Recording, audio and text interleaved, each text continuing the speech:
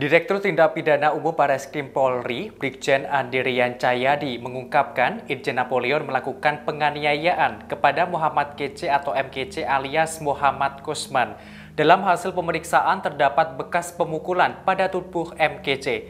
Tak hanya itu, bahkan ditemukan MKC dilumuri kotoran manusia pada bagian wajah dan tubuh MKC. Jenderal Bintang 2 Irjen Napoleon bahkan diketahui mengotori wajah MKC dengan tangannya sendiri. Dikutip dari tribunnews.com pada Senin 20 September 2021, Andi menerangkan terdapat satu di antara beberapa saksi yang bekerja sama dengan Irjen Napoleon dalam kasus ini. Namun tidak dijelaskan secara detail identitas saksi itu. Menurut keterangan Andi, kotoran tersebut sudah dibungkus dan disiapkan di kamar Irjen Napoleon. Selanjutnya, bungkusan tersebut diambil saksi tersebut dan diberikannya kepada Irjen Napoleon.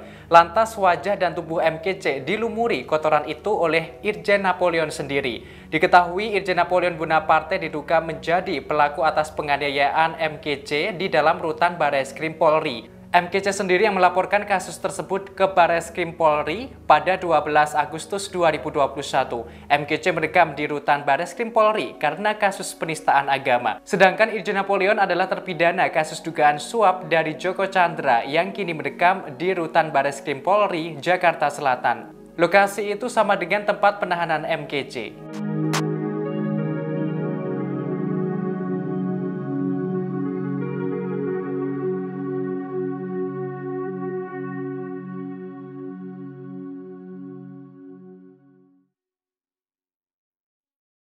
Terima kasih sudah nonton.